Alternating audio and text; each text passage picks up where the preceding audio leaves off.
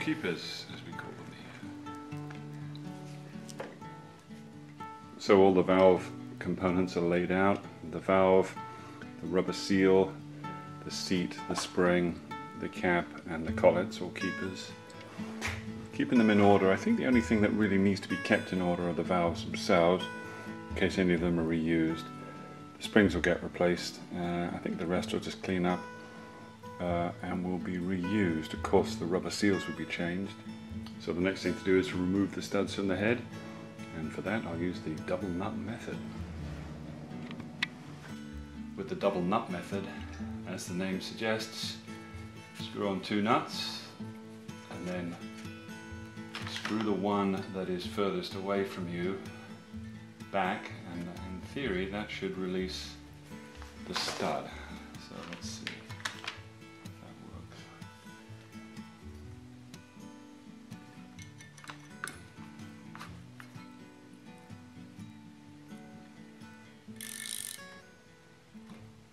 Oh, there he is. There we go. It's coming off. Takes a little bit of manipulation both ways. And there we go. Done.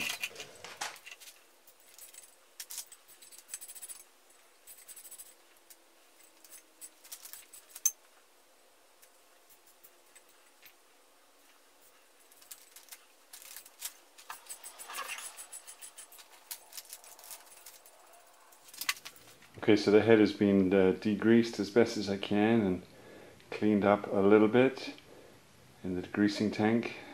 Blowed hot air through it, so it's probably ready for evaluation. Maybe it's ready for the machine shop. Maybe I'll do a little bit more cleaning with some brushes before we get there. The seats where the spring sits seem to have a lot of oil in them still, despite 20 minutes sitting in the degreasing tank, so I guess it's been there a long time and it's not going to go without a fight.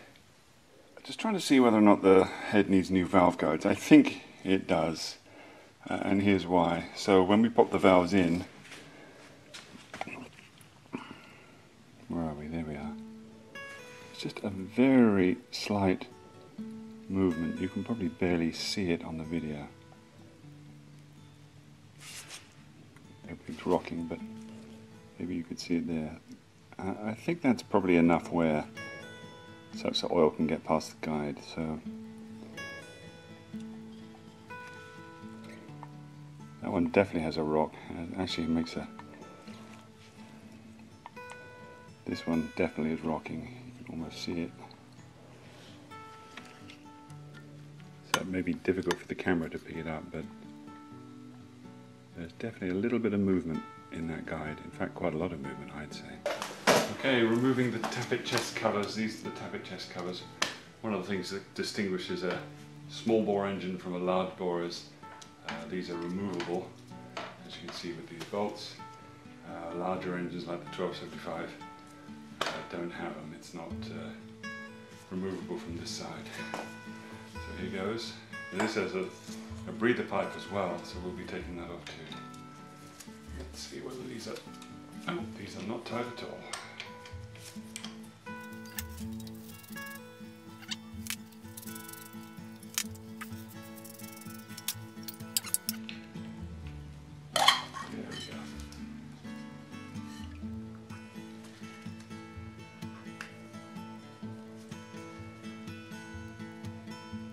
Interesting, the cam follower is a little filthy inside, has a little hole there for oil. The sides show wear, it seems to just go up and down, but there doesn't appear to be any wear on the, or pitting on the face of the cam follower.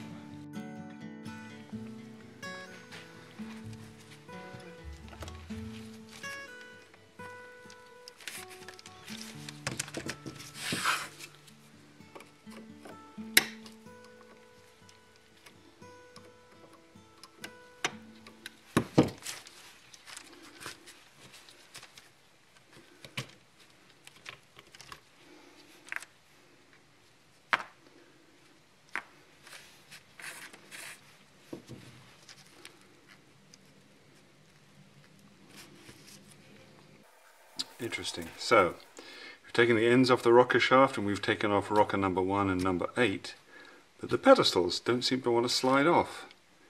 What is holding them down? There don't appear to be any grub screws. I would have thought the shaft would have moved within the pedestals.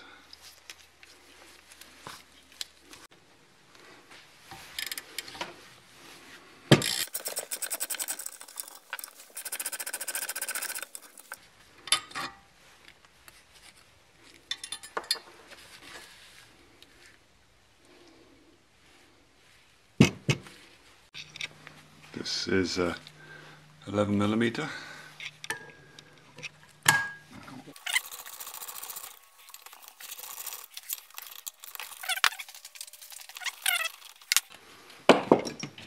There we are. There's the inlet. Ooh, yes. Nice and carbonated.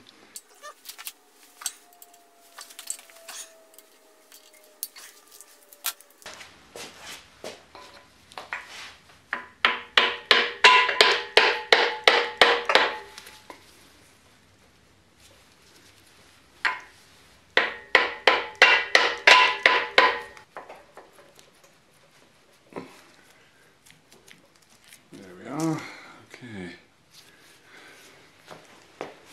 Water pump in terrible condition.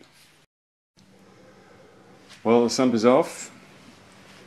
The good news is there is sludge in the bottom, but it doesn't look too bad. I've seen worse on video.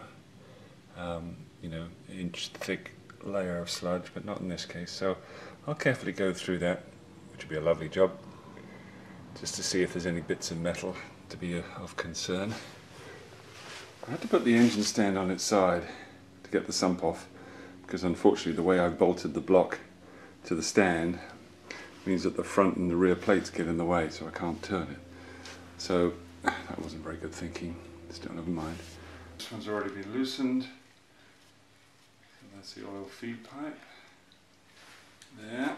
Let me undo these two small ones.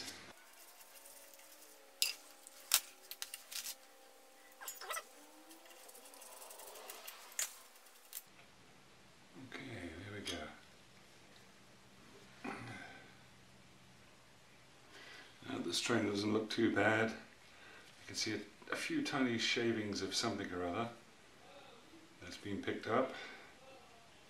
So, one tiny piece of metal, I wonder what that is. Could be just carbon, I don't know whether it's carbon or metal.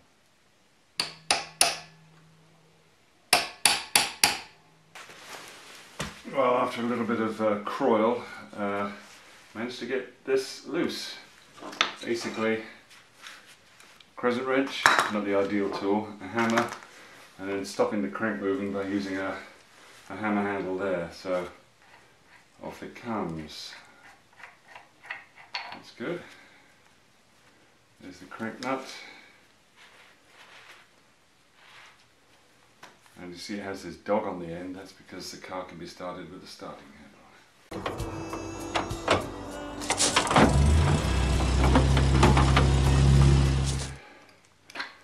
And there we are. This is off.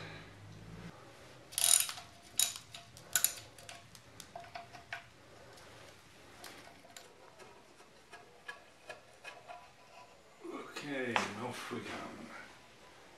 There we are. This seal does appear to be a rubber lip seal.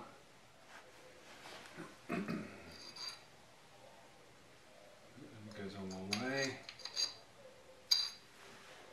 Another lock tab there.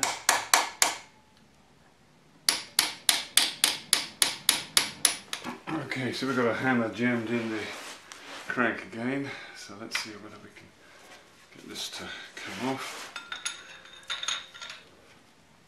There we are. Good. Not too bad at all.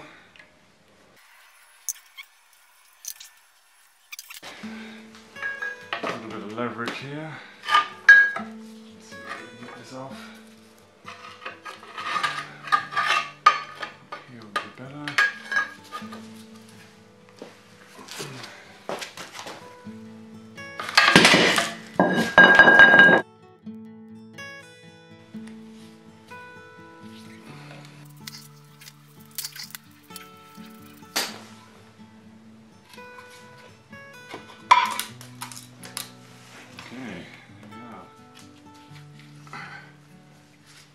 There are two dots on the camshaft and the crankshaft, and they should line up, and they do line up, which is good. I guess we know the engine's time because it did run at one point, but it seems to be a fair amount of slack in that chain, I would say, and definitely some movement there. I'm not sure what the acceptable limit is, but that would appear to be excessive. Alright, so I'm going to knock back the lock tab and get that nut off.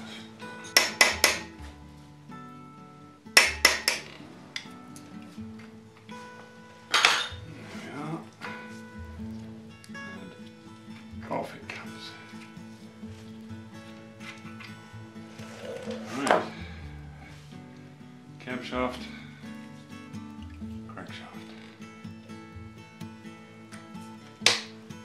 These are 11mm, by the way, which is probably no size ordained by Morris, but it's a good fit and it's not anyway